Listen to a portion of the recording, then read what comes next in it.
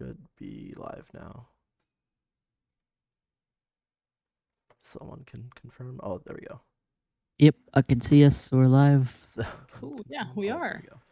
Oh, Yep, I it's can looking see so us. good. We're live. Cool. Yeah, we Oh, are. there we go. Oh, Yep, I it's can looking so see us. good. Okay. There's so much feedback. There, I fixed it. It was just because I also had something else running in the Yeah, background. I also opened it, so it was a bit weird. Cool.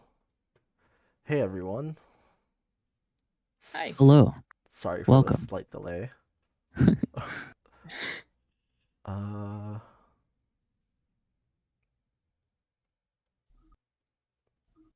Streaming no game.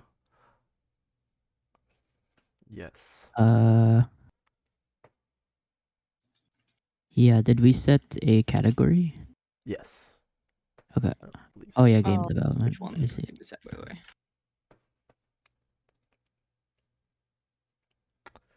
Let me just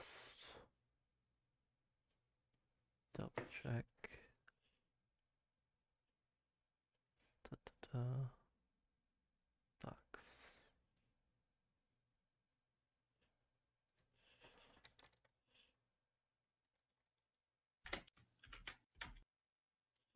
Lil Itchy, hello.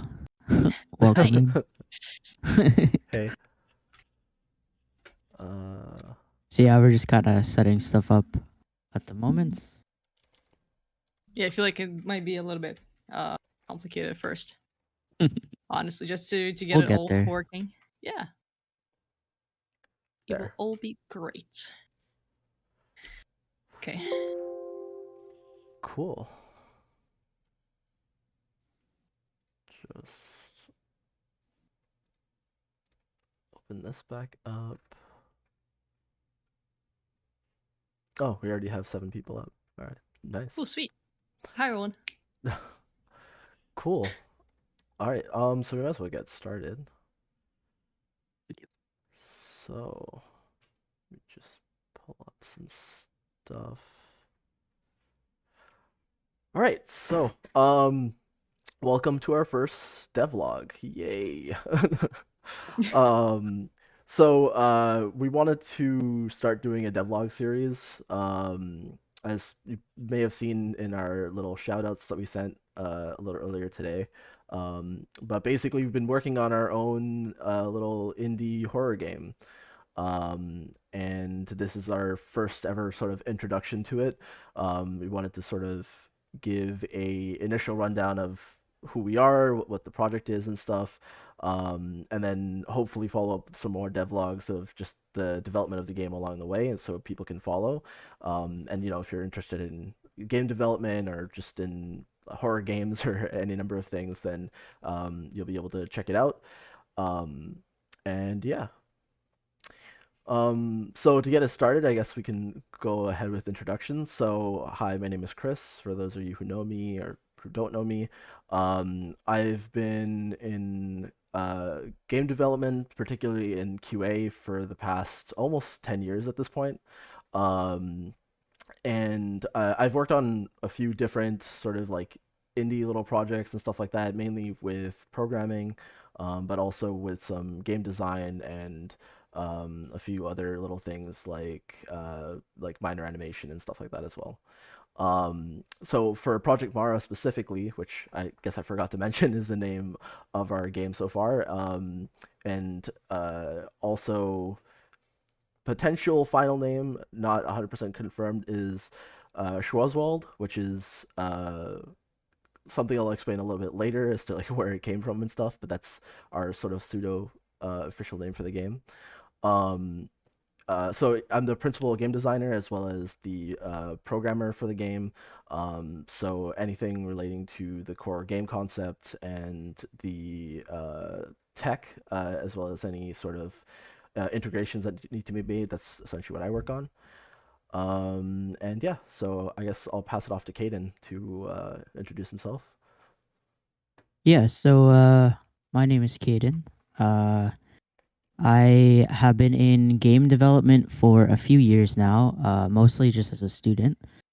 I've been working in QA for a couple years also. But yeah, my passion lies very heavily in like indie game development, and I've been a part of a couple of game jams here and there. But this is the first official project that we will be, or that I will be launching and publishing. So yeah, I'm very excited to be on this team. Um, my role on this project specifically is more along a producer line. So producer, game designer, um, kind of just making sure that everybody's checklists are being done, and kind of running alongside with the Ex Anima company as well, trying to get everything started, researching all sorts of stuff that kind of falls on a producer's role. Um, yeah, I mean, I'm very passionate about the gaming industry and about this company in this space. And yeah, that's, I guess, my introduction. I'll toss it over to Sonia. Thank you. My name is Sanya. This is my first experience in making a game so far, or like, it's my first experience specifically with this group. And I've never before worked in game development at all. I've mostly been just drawing by myself. And with this project, my role is as a concept artist and a 2D artist and 2D animator, and occasionally a voice actor. So yes, I'm. This is basically just the beginning of the journey for me, but the one that I'm very excited for, because this and game development and games have always been the passion throughout my whole life, and being finally able to work on something like this is a huge achievement and something that I'm really hoping to be working for many years to come. So yeah, Cool. short and sweet. I don't know. Perfect. So, I guess I'll go ahead and also sort of introduce the members that are not here with us right now, but do still work on the project. Um, so it's not just the three of us. We are actually a total of about 8 people, with various different disciplines. So just to run through our other team members, we have our 3D artists, both character art and environmental assets, any props and stuff like that, which is Javi and Mary. They basically took care of a lot of the things like the model for the main antagonist of the game, as well as helping out with the 3D assets for our different environments, stuff like that. Following that, we have Andy, who's our VFX and VFX tech, who's been coming up with our visual effects for the game, as well as coming up with new types of sort of tech that allows us to sort of shortcut certain things. Since we're not a large development team, there's a lot of corners we have to cut. But Andy's been sort of integral in suggesting things that help with the um, visual aspect of the game and making sure it still looks polished without too much effort and stuff like that. Um, and after that, we have Alex and Gabe, who are our level designers. Alex primarily working on interior level design, and Gabe primarily working on the exterior part. Although they collab from time to time as well. But they've been taking care of anything relating to the levels of the game, building out the interior and exterior environments, stuff like that. And then finally, we have Steven, who's our audio engineer, as well as audio designer.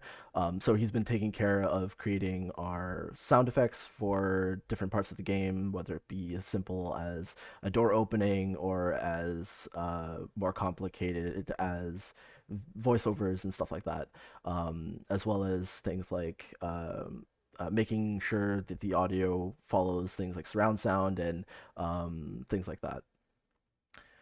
So I think that's pretty much everyone. So yeah, so as Kaden sort of briefly mentioned, we have started up a sort of company for us to publish this game under, as well as something that we can sort of identify as with our team, which is Ex Anima Games.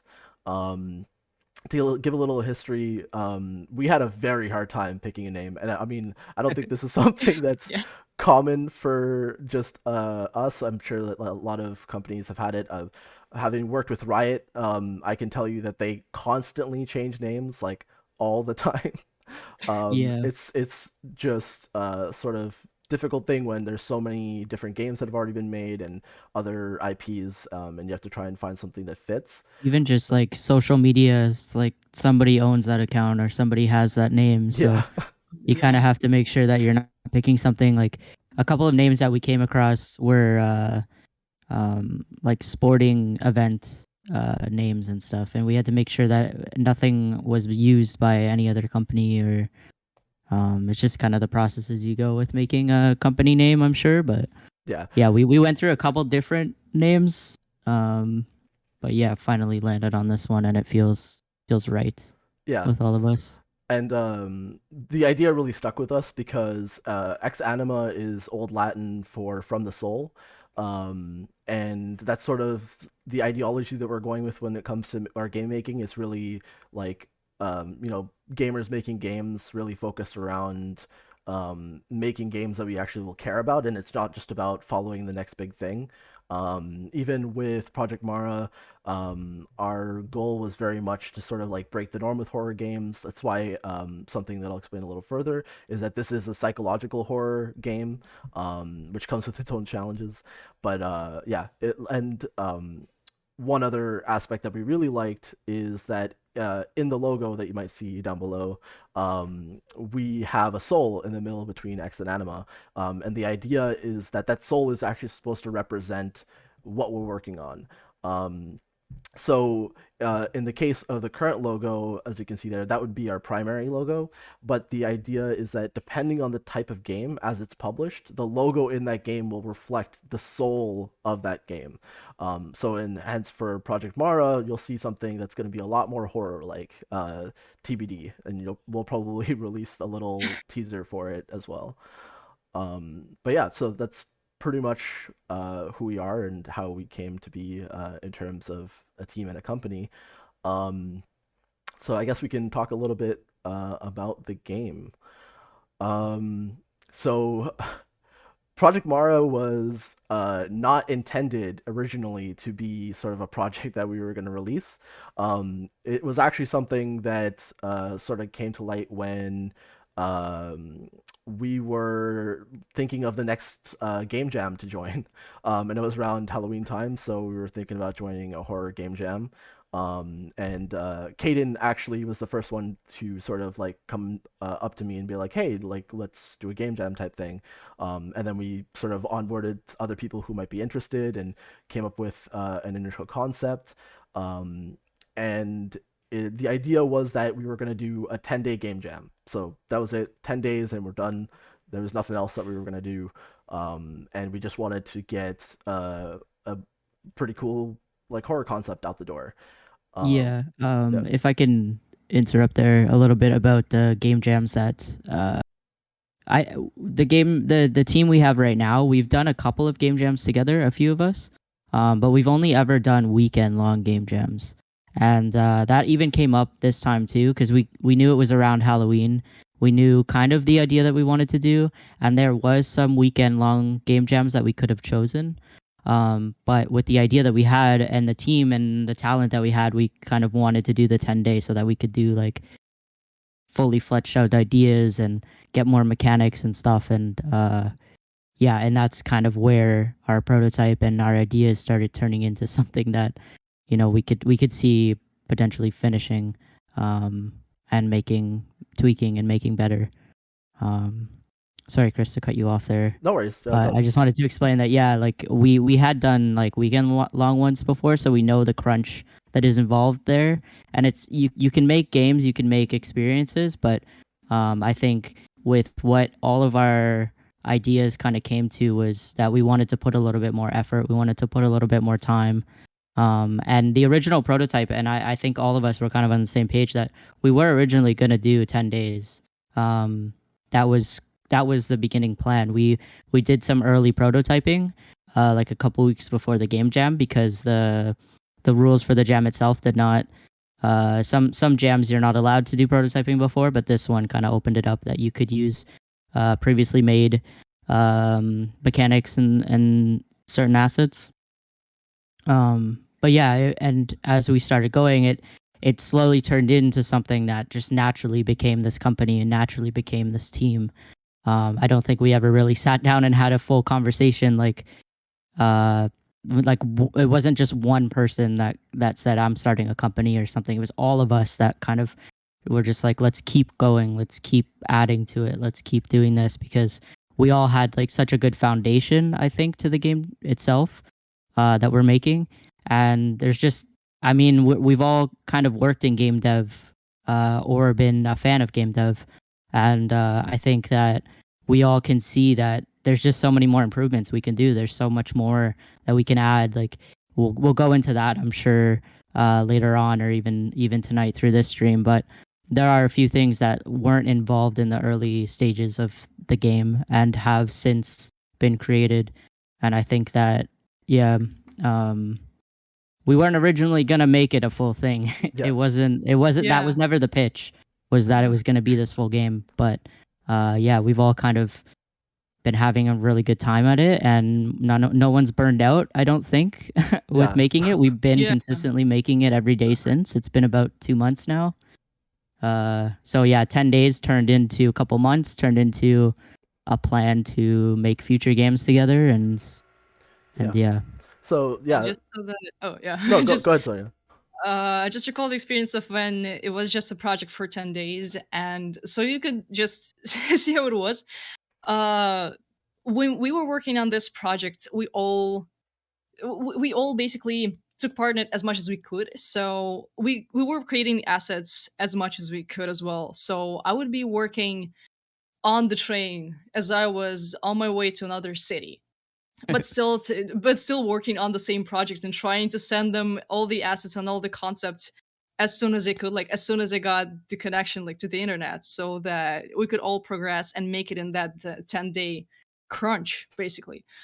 But now knowing that we have much more time and that we can generally just work on all of the ideas that we want to show, it does make it much more calm. But it did not feel like it was something too hard, or it Yeah, was something that we not did not want to do. yeah. It It didn't was feel much like it was work. genuine interest. Yeah, it Yeah, didn't really feel like work. It was just like something that, yeah, I want to do this right now. It would not feel like something I would need to take a break.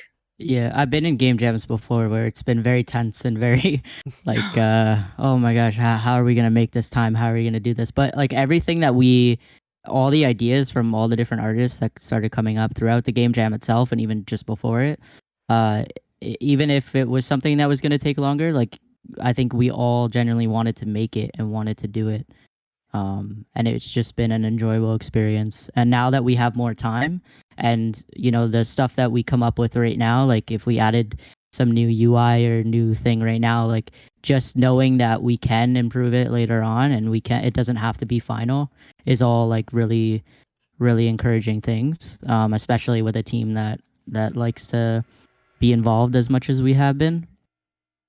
um yeah, Yeah, no, it didn't. It hasn't been too stressful, I don't think, on everybody. We've been trying to check in as well yeah. and make sure that everybody's on the same page. I remember like when we were working on the first prototypes too, like we felt like the pressure was just so much more different. Like there was days I think when I was like sending prototype updates at like 4 a.m. in the morning because like that's when I got the tech finished. Yeah, Yeah. And like that was like the original start of it, right? So like the change when we realized that this game was something that we actually wanted to commit to was very much like a change from hey, this is like just something we have to do to this is something we want to do. And it sort of evolved too. It wasn't just like a snap like sort of decision type thing. It was just we got to a point of the game where we're like, this is actually something that's pretty cool and we can probably get it done versus any other like, large scale concepts or anything. And it would be like a pretty decent, like really fun game experience. So it just sort of like evolved over time, and then like Kaden said, we just randomly like all were like, yeah, let's do this, and it just sort of transitioned into that. Um, so yeah, like it is something that like as you'll see, we'll show you guys the initial prototype and stuff. It started from like nothing. It literally like sort of like climbed its way from being this just like little quick thing that we made to being a full-fledged game. Um, And actually, you know what? I can just show it now. Just give me a quick Yeah, the second. early prototypes kind of started as the idea. Well, we had the main story idea, and we started pitching ideas towards that. So we had an idea of where the what kind of enemy it was going to be, and who our player was, and the setting and everything. But the early prototypes of the game was just the first person blueprints of a flashlight and uh yeah, like the very early prototypes was just this. Yeah, It's just Was just a walking, flashlight, looking at the walking, yeah. boxes, and that's it. Yeah. yeah. Actually, here, like, let me just boot up uh the actual thing real quick. And I think it's this one. Yeah.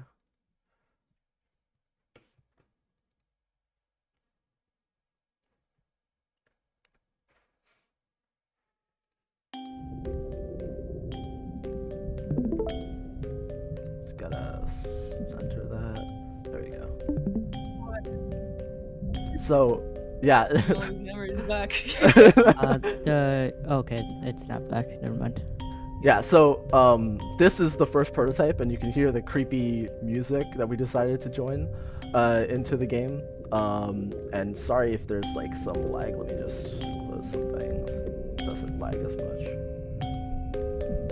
That music instantly brings back memories of like Yeah, just listening to that It over and immediately. over really again. does. Yeah, it's just like something else.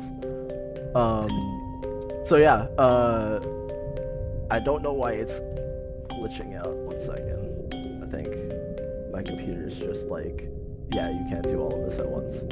Okay, there we go. Hopefully, okay, yeah, there we go.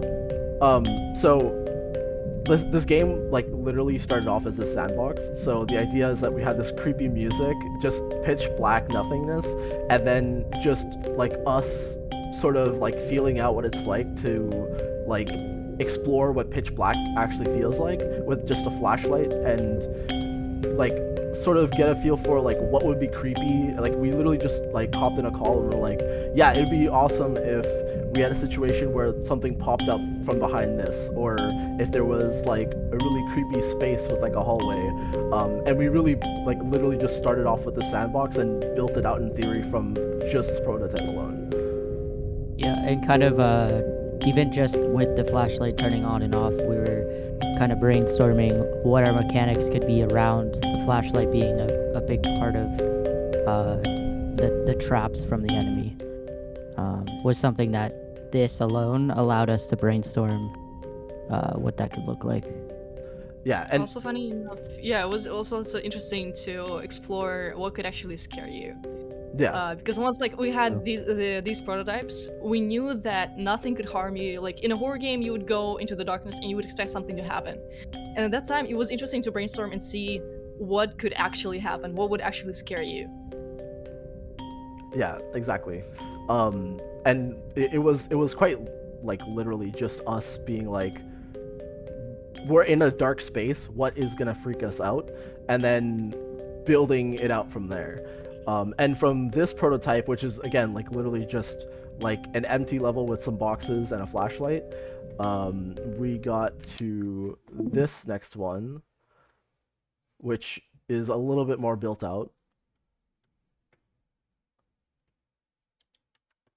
And just share it. Hopefully this one doesn't cause too much problem. Let me lower the frame rate a bit. That might help. Yeah, we're also just exploring the idea of like how do we all share screen and share video as well. Yeah. It's just something that we're Yeah. we're all kind of new to the space of that as well. So there are improvements to be made to the stream, of course. Yeah, hopefully the next stream will have made some improvements already. It looks like it's working fine as long as it's not streamed too high. So Yeah, this one looks. yeah. So for the next prototype, we sort of like brainstormed, right? And then I sort of transitioned this into the game and took that empty level and actually added some walls and added a room. So this is like the first room that you spawn in with the flashlight.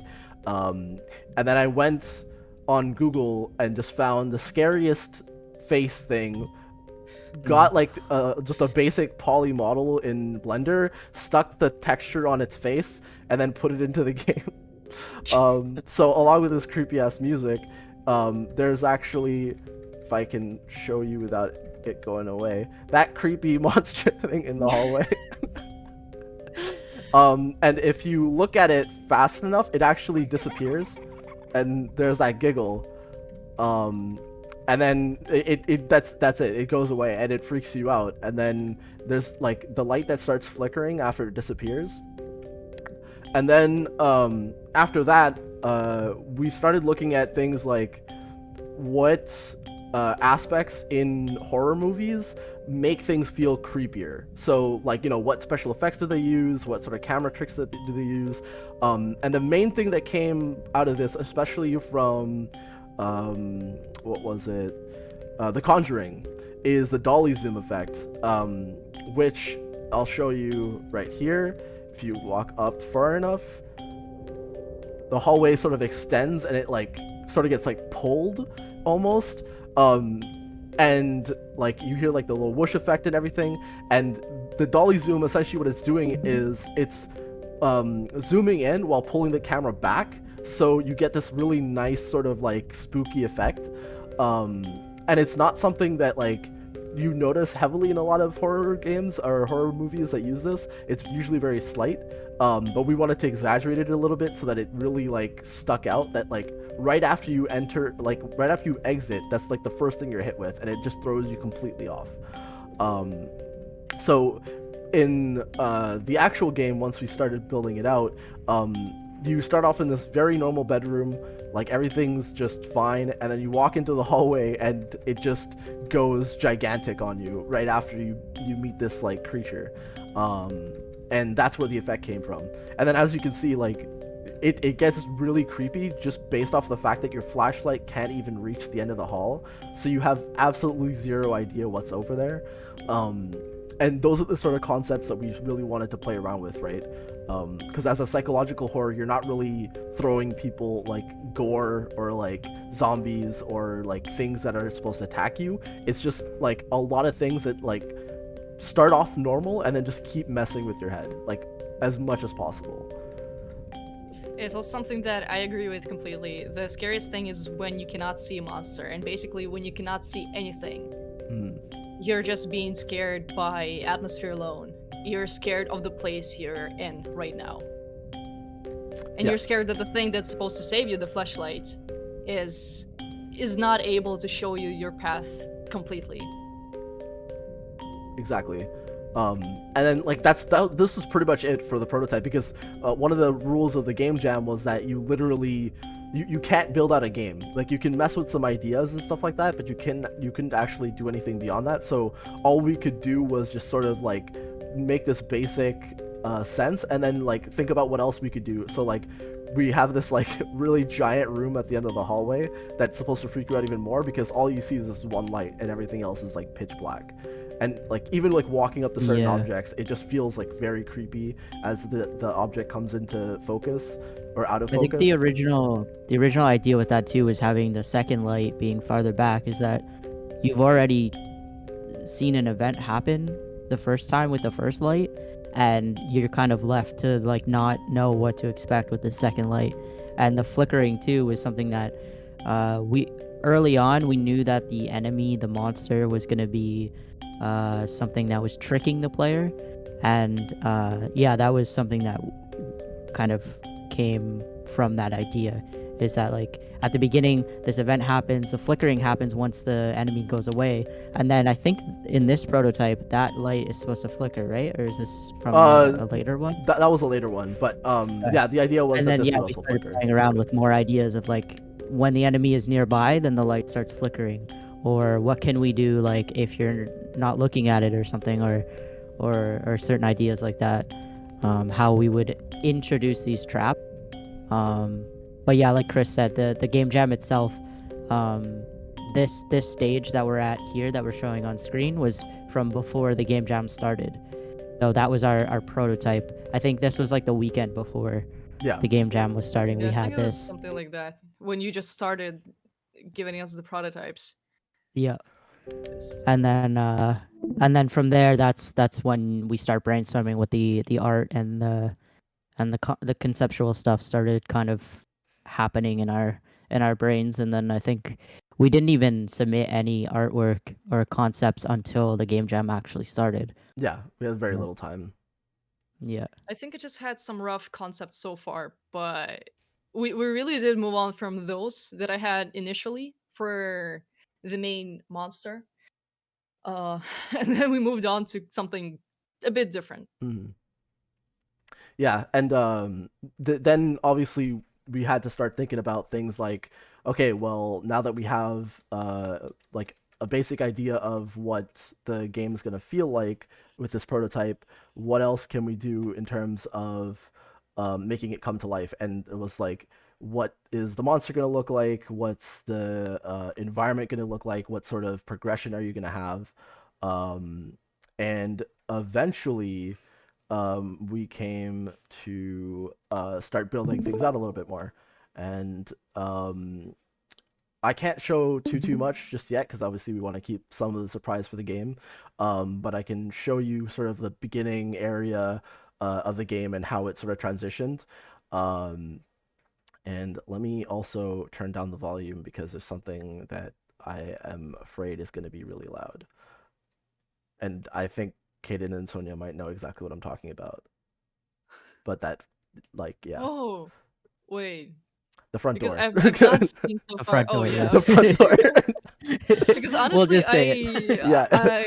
I still have not seen these builds. Honestly, I've just seen some logs that you recorded. And Oh that's yeah, it. so then you're gonna have a treat yourself as well then, yeah. Yeah. Oh oh. Yeah.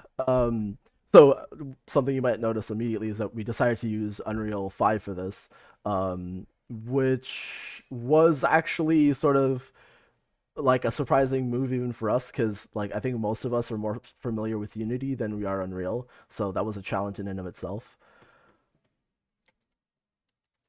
Um, and yeah, it this is basically what our prototype turned into. So, um, as you can sort of see here, like you start off in this room, with a bed and everything. It's pretty much your standard, um, bedroom.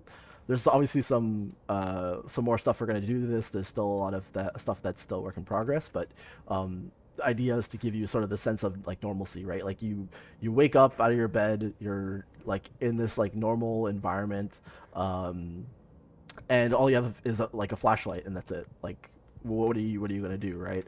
Um, and the idea is that we want to like play on people's curiosity, so like the idea of like wanting to explore and stuff like that, as well as like fear. So like the use of using the flashlight. Um, so one of the things that you might notice is that there's a little heart on the bottom left side of the screen. That's actually your sanity in the game. So that heart pumping is essentially like indicating how much sanity you have left, and the faster it's pumping, the less sanity you have, or the more engulfed in fear you are, essentially. Um, and so one of the tricks to the game is that by using your flashlight, your sanity actually goes down. So it's actually not a good idea to just always have your flashlight up like the whole time. Um, and this is something that we had to play around with a lot to see like what felt good and what didn't, because it's sort of a weird concept. Obviously, like you want to have your flashlight up so that you don't go insane, but that's part of the trick and part of sort of what the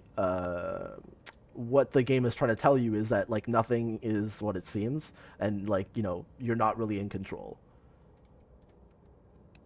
And then Like amnesia.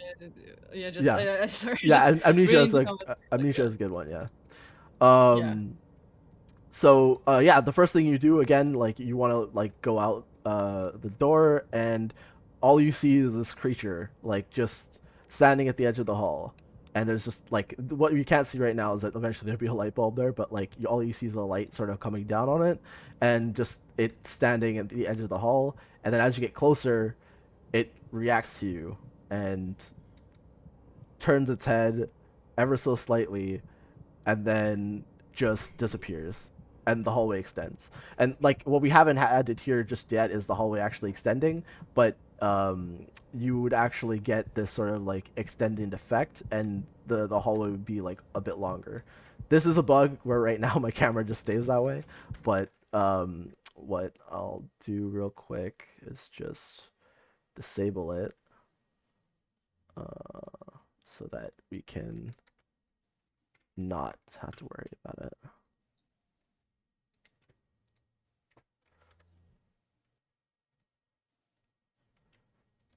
So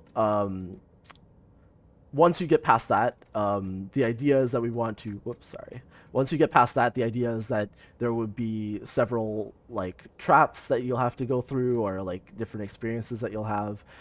And if you remember in the early prototype, what we wanted is that once you got out of that hallway, there's immediately sort of this like next thing that attracts your attention. And for us, that was this front doorway.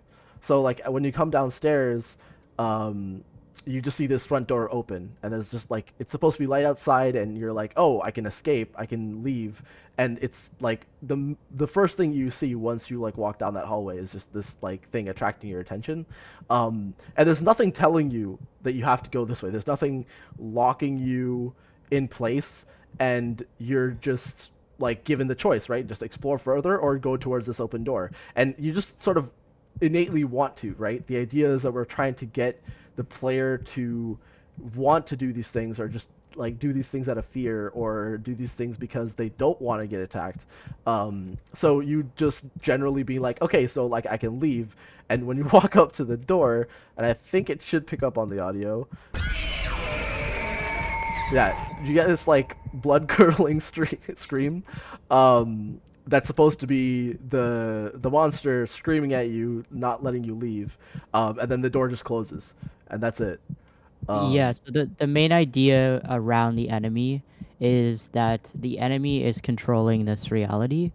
The reality of this space is in a dreamlike state. So there will be traps like this where the front door will seem like it's the only bright thing in the scene. It's the only natural way to progress. But you've fallen for another trap um, by doing those things. So we're gonna make things that are appetizing for the player, and with the mechanics that the player learns, um, we're gonna try and set up these specific moments where the player just inevitably will fall for these traps. And you kind of have to learn your mechanics through the traps as well. yeah, So there will be ways to learn how to not fall for the traps. There might be like a giggle behind you or something, and if you turn around, you've already fallen for the trap, and you're already like, it's yeah, already too late for you. But if you learn that, you know, the Mara, the creature that is in this space, um, is trying to trick you in these ways, then we will allow the player to be able to figure out how to get around those traps, and yeah, not fall for them every time, and to learn that you can't fall for them to progress. Like you will die, or you know, it's not you're not going to be able to progress if you keep falling for the traps. And that kind of plays in with the sanity system as well. Is like using your flashlight to be able to see the environment around you, or to see like any sort of objects that you may need to collect in the game.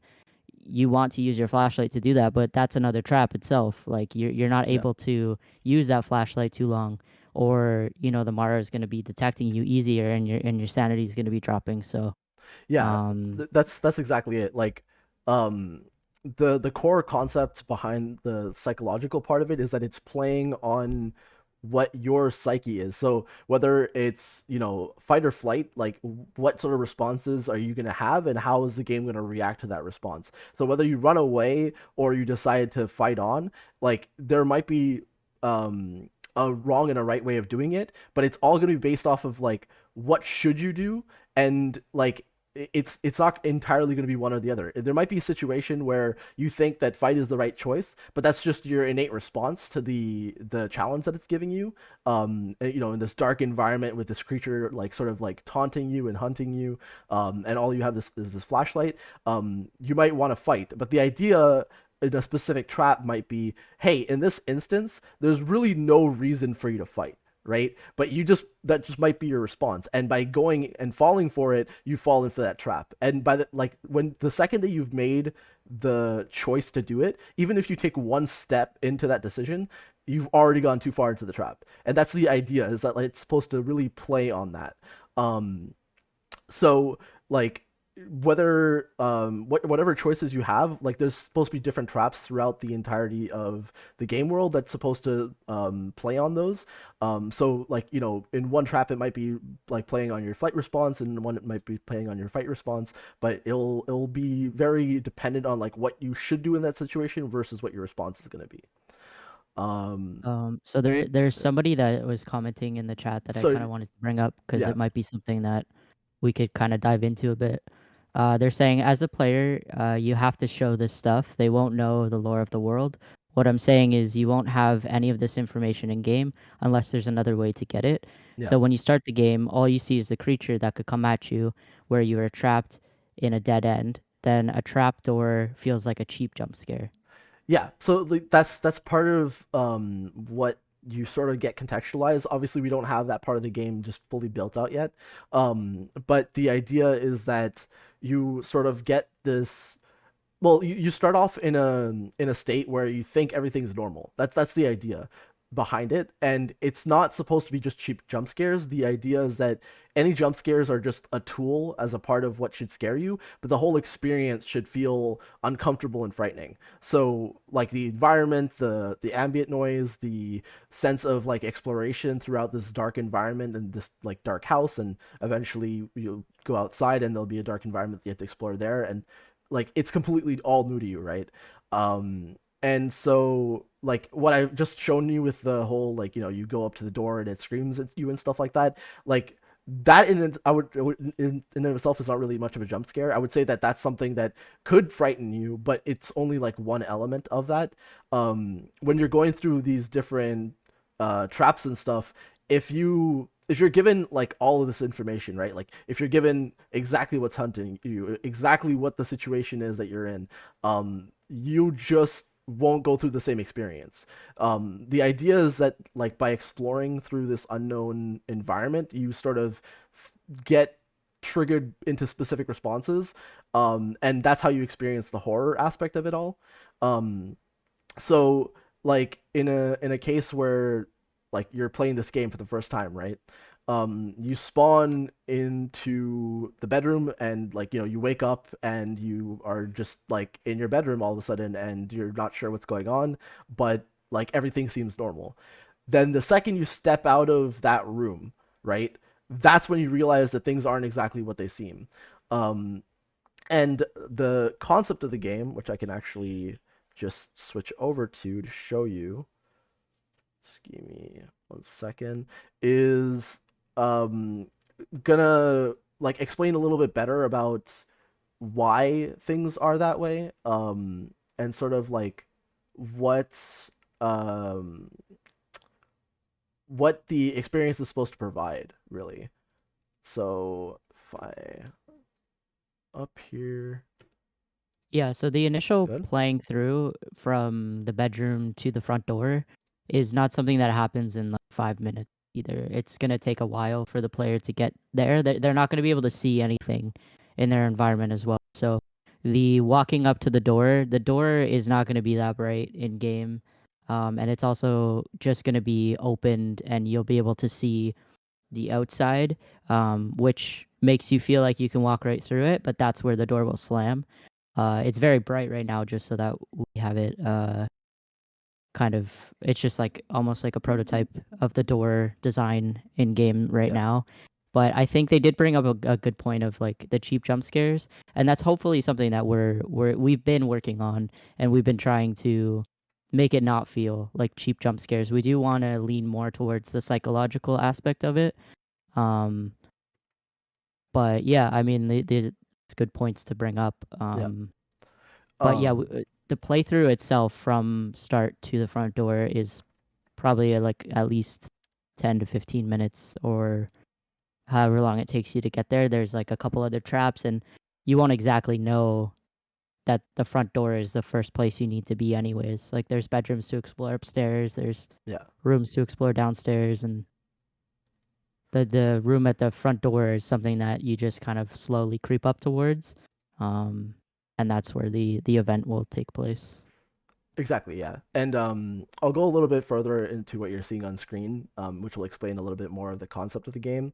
Um, but it's pretty much what Lily was saying, with like us trying to put a better spin on things. I think jump scares have been sort of alienated in the horror community by like a lot of movies sort of just cheaping out on horror by doing jump scares, because you sort of can build up these individual moments and really like essentially scare people for a split second. But it doesn't really feel all that great when a lot of games or movies do this just for the sake of scaring you. Like there's no real tie-in to anything else, and it's not really about like building a full sense of fear. It's just like that one moment, and then all of a sudden everything's going back to normal, and then there's just like moments of nothingness essentially.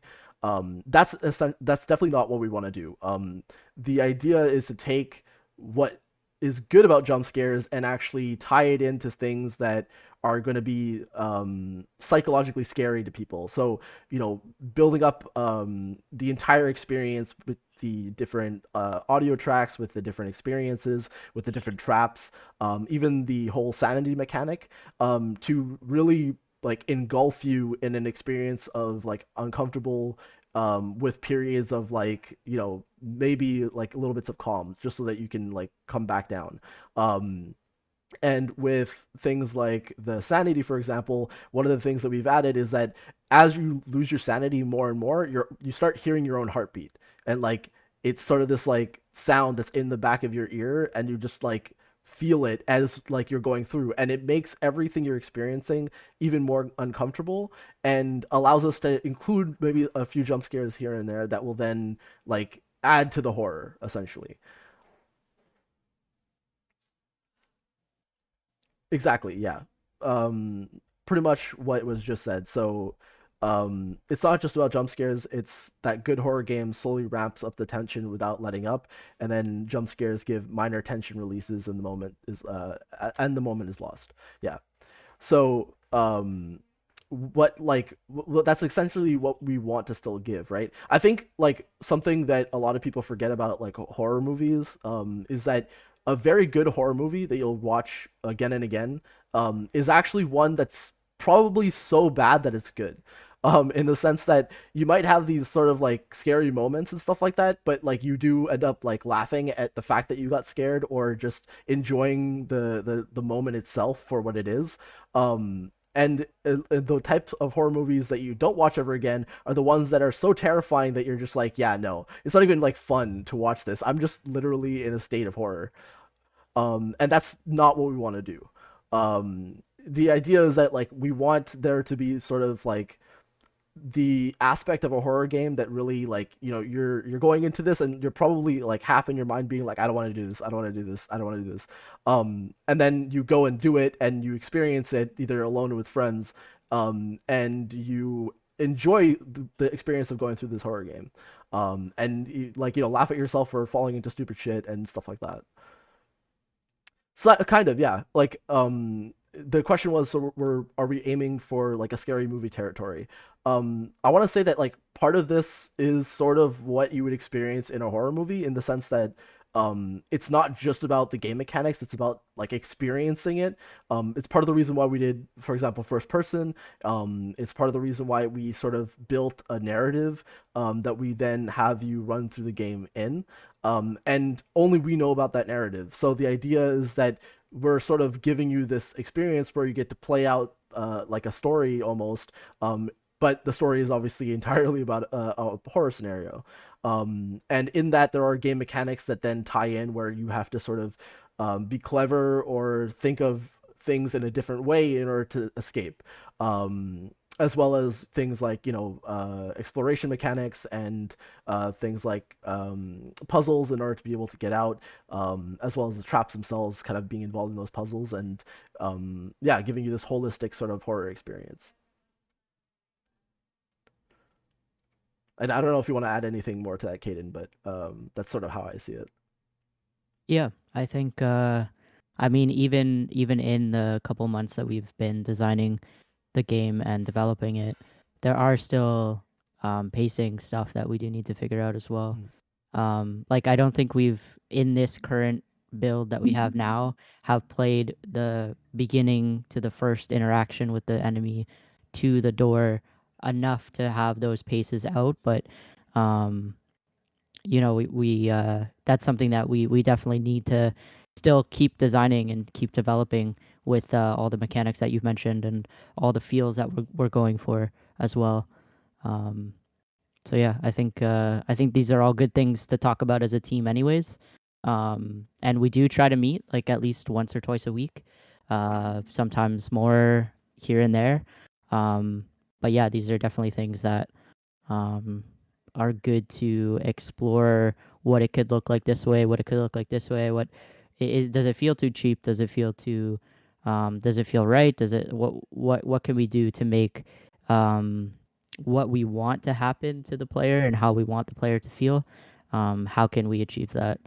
And I Yeah. think we have a lot of main mechanics um, that we can grow off of, and that's kind of where we're at with the project. There is a lot of development that still needs to be done. Our intention with the devlog series is to show some of the obstacles that we've already overcome, um, and share those experiences with other like-minded game development folks or people who might be interested in learning how to implement certain systems into the engine or learning how to think about the entire game in a production line, like from the level designers, 3D artists, audio, 2D art. How does that all kind of come together? Um, how do your ideas come into the engine like physically? And those are things that we've talked about as well. Yeah, Um, and also we'd things like to share. like how viable are specific ideas, right? Like, and how do you take something that you think is cool and translate it into a game in a way that's actually fun and functioning? Um, so like uh, a lot of the sort of questions that we've asked ourselves as a team is, what sort of things that we want to add actually make sense to add. Are there specific moments that just won't translate well to a game? Are there specific things that won't translate well into like mechanics that we can then implement, or like just won't seem fun? So there's a lot of things that we've thought about, and even when it came to like the lore, um, one of the for example, one of the core ideas that we had about this game is that we want the player to feel as though they're like possessing the game character more directly and actually like feeling like they're in that situation, like feeling like they're really engulfed in that moment or in every single one of those moments.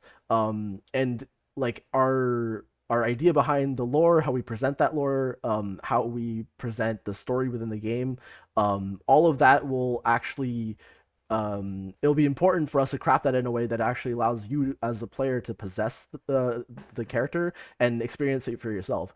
And this goes as far as like something small as like the name of the character in the game.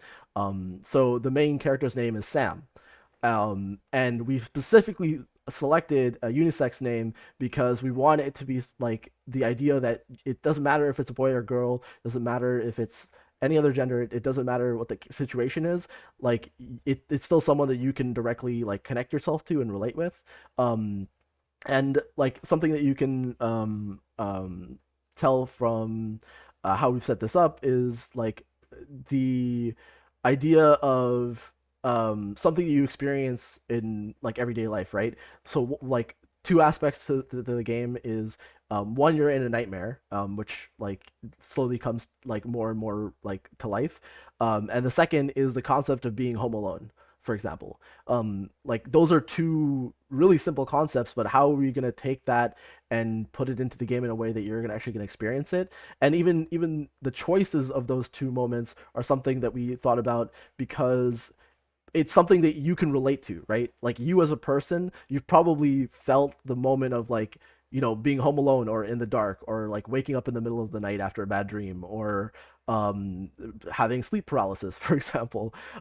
Any number of these things are things that you can directly relate to or even psychologically relate to, and we want to translate those into the game as part of the experience.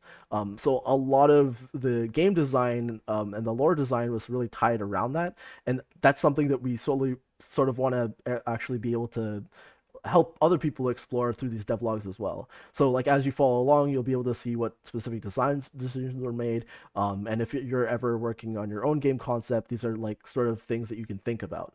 And like it's also something that we want to reflect off of, right? Like through these devlogs, how to like seeing how people feel about it in the streams, even like the questions that you guys are asking or the things that you guys have said so far. It gives us context to how well those ideas are translating to everybody else.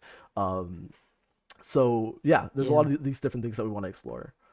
That's something with game development too that I've experienced both in career opportunities and personal projects is that the developers can become too you can be out there too long, like kind of thing. Yeah, Like, you know, play these situations over and over again in the engine and talk about them all the time. But as a new viewer, we're not really sure how they kind of portray. Like we have these ideas of not wanting it to feel wanting it to feel possessive in the fact that you're holding the flashlight physically and that you're falling for these traps that happen in the game. But are they coming off too gimmicky? Is it coming off not genuine to like a first person experience? Those are things that like we definitely need to explore, we definitely need to design. But I think just us being willing to do that now, like now that it's not a game jam project, now that it's something that we haven't really set milestones, we haven't really set a goal for when we would like the game to be finished. But when in you know coming to those terms of we would like to be done by next year this time, or we would like to be done at a certain point. um, I think all of these different design choices are important for us to be looking at and kind of considering, and also like needing to stretch goals as well if things are not coming across. Um, is also something like um, I think in in the development process so far, um, we've been able to listen to each other, and we've been able to tweak our designs, and I think all of us kind of if it's just appreciation for horror games themselves, or if it's experience programming or experience in art or design in some other aspect. I think bringing this experience to Twitch as well is something that is very valuable, because we have people in the chat that make games themselves or who enjoy games themselves, and if it's just somebody saying that um, something could feel too gimmicky or jump scary, that's something definitely to take into consideration, and that's something definitely to go off of. Um, yeah, I think. Yeah, because I think. so sorry. Oh, go ahead. Go ahead, Yeah, Tony. just that it basically what it was for us as well. Like in the Discord chat, whenever we were talking about any ideas that we would had, like no matter who was the initiator of the idea, it was all treated equally. So far, like any ideas that could like anyone could come up with something that they considered scary or something that they might have seen on the internet and thought that, hey, look, that's cool. And if there is any way that we could see that make its way to the game, it would be great, like to see, like as a gamer, as someone who has no experience of making that part to make its way into the game, just giving ideas the same way as the chat does. It's basically being the gamers who want to create the game and see their input. yeah, Yeah, like as a fan of horror games, I would love to see this happen, or I would love to see that. I think being brutally honest sometimes too with the design as well is just only going to make it better. If something's not coming across to one person as it is for the other person, it's very valuable information to hear why, or why it is, why it isn't. but yeah, I think this team is. I'm very happy to be on this team, and very like, it feels very stress free because we all like do understand that we're all learning as well, and we consider all of us as friends, and it's very chill to create a game with friends. Um, Yeah, and yeah, like it's an experience in and of itself, right? Like developing this game, the idea is not just to really make a game that we all love. Like that is definitely, I think, like one of the core inspirations we have, but it's also in and of itself to get an idea of how we can improve, right? Like after releasing this game, the first thing that we're gonna do is sit down and like look at all the reviews that we get from everybody who plays, see what they enjoyed, what they didn't enjoy, what sort of things that we can then take away and work on our next game with, and things to just keep in mind in terms of like how our production works. Because sometimes what people don't consider is that like there's making the game and then there's the production of the game. When you're making the game, it's about what goes into it, so like the content, the tech, like the different pieces and stuff like that. But then on the production side, it's about things like how are those pieces going to fit together? How are we going to actually work on like marketing the game? How are we going to work on getting everybody together to actually be able to produce the game in a way that actually makes sense? And like some of the feedback that we'll actually get out of this at the end is going to be, hey, we can actually give like a certain amount of feedback on, okay, well, these pieces didn't fit. And based off of the feedback that we're getting, like these are some of the reasons that we might not have done things the best that we could have. And taking that and then noting it down and working on it for the next game is going to make it so that the next game feels more cohesive, more put together and in place the way that we expect it to be. And it's overall just a growth experience. yeah. I think as much as it is a joke, it's not in the fact that um, we're developing a game, but we're also developing the way that our studio and our processes happen. Like, there's going to be improvements to the game design itself, but there's also going to be improvements to how we do our asset checklist, how we do our meetings, how we do our like we're there's so many layers to we're playing a game, we're making a game. The game itself is making a studio. Like this is just a fun job for all of us to do as well. So like I think it's we're designing the way that we design as we go, and I think we're all trying to improve as we go as well. Like I'm excited to see how our process works in the future as much as I'm excited to create the process itself. Mhm. I think we're all on that stage of there's so much potential for all these different aspects that we're going for with the studio, with game itself, with future projects, with just overall hanging out with the team and growing the team as being reliant on the artists, being reliant on the sound designers. Um, if there's improvements to be made anywhere, that's something that we're willing to look into and improve on. And I think it just naturally came to this point as well. We've all really like dreamed of being able to start a studio together, or not just together, but being able to start a studio and develop games. And all here for that passion. So, um, yeah, if it means like taking on new positions or dropping down positions to give to someone else, I'm more than willing to do whatever it takes to make this a reality of us in the future, to produce games and to build a community around making games. Um, Yeah, yeah, so exactly. that's kind of where our morals and values lie. Projects that we're making in the Yeah, and like that's something that we discussed in and of itself is just though what the pillars are going to be for Ex Anima and like how we're going to really sort of uh I want to say like take charge of those pillars. What a lot of companies do is they like have these like quick, like really fast slogans that they follow that just make it seem like they are like pretty cool about like game development, or that they really care about their players. But then at the end of the day, like a lot of what people say don't really come through. And there's a lot of situations where people are stuck wondering, like, well, you promised this amazing game, which is great, but then you completely took advantage of us with all this MTX, or you promised us this amazing game and it came through, but there's like so much missing that we were looking forward to. We really don't want to put ourselves in a position where we're making false promises. We don't want to put ourselves in a position where we're not coming at this as gamers, like primary first and foremost above everything else. Um, and like we really want to just like make games for the sake of really enjoying it. And honestly, I am waiting for the day that we release Project Mara specifically so that I can play it myself.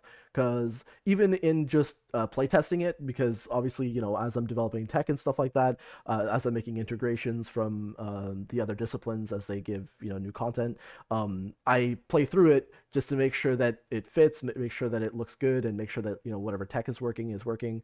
Um, and I enjoy it even in the small little bits. It's just the experience is always like really really cool in what we're trying to develop here.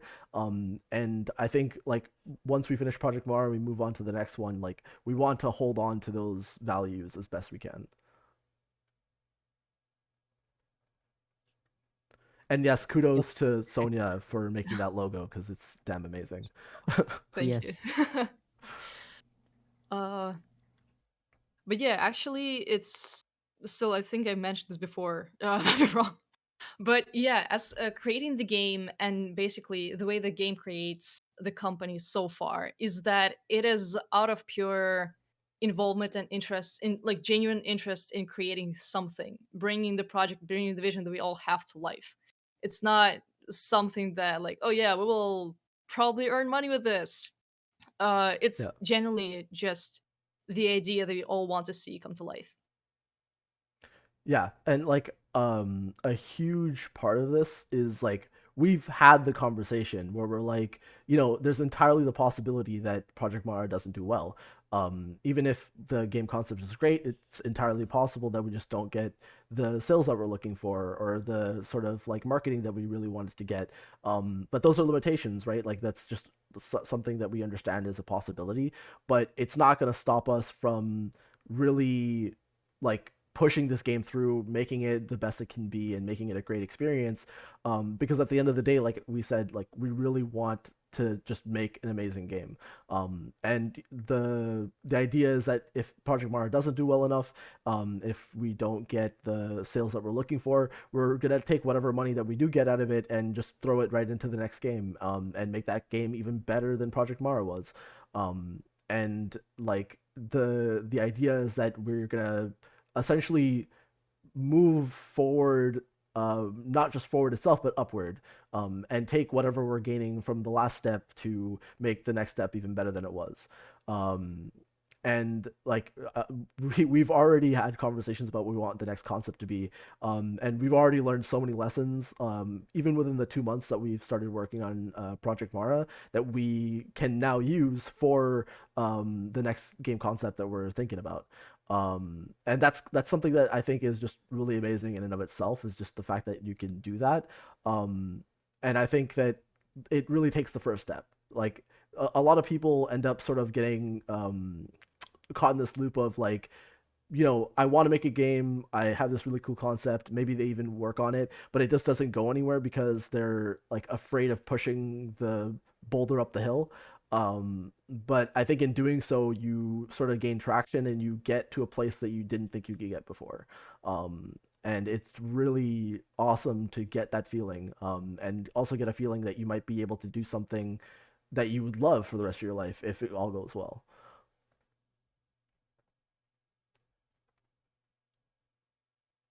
Yeah, I think we're all on the same page with that. Um, we're really doing this because we love to do it, and even if the this game itself does not get the sales to fund the next game, like we're all in it just as much as we were before. If if things don't follow through, we've already talked about even funding in our own lives and our own funding instead of relying on a community support. Yeah. Whatever way that it happens, it's gonna happen. I think this team has uh, a good way to think about future projects. I really like that we're able to just brainstorm and think about what is possible, because already creating this game and creating this team, it each day we make small progress, but that adds up to like a huge project at the end. Yeah. Even if it takes like a year, like we know that we want this game to have this certain specific tech involved, but we have no idea how to get there. We have no idea what kind of art it's going to take to get there, what kind of sound design, or what even the idea of this game itself having the traps not feel too gimmicky or not feeling like they're jump scares. We have no idea how long it's going to take to get there or what exactly it's going to take, but we have this idea. We have this passion to make a game that we would like to play, that we would like to see in the industry. Yeah. We want studios like this to exist in the industry as well. So these are things that it's just really exciting to uh, nothing is kind of too much at this point, and we just reassess and we just uh, if goals are too high, we I think we're all pretty honest with one another that our next game is not going to be the biggest game to ever be released. Mhm. It's going to be something that we realistically know that we can create in a certain amount of time. That's not going to burn us out. Something that we can work on. Like we all have full time jobs outside of this studio as well. So something that, and we all live in different areas. Yeah. Um, For so for so we're on context, different time zones. Sonia is Uh, in the Ukraine, so you can just imagine how which is Yeah, like interesting it's been. our time difference is like what 5 to 7 hours or something. Yeah, something like yeah, that. exactly. So Even yeah, though it's like 2:30 a.m. for you right now, Sonia. it But is. this is the time where me and Chris usually sit down and work for hours on end. So, it I think we're all just very excited about the future of the company and the future of possibly sharing the experience like this on Twitch or on YouTube or Yeah. whatever that looks like. Um, that's very important to us as well too. Is just to share the experience of humble beginnings to hopefully having products that we can be proud of.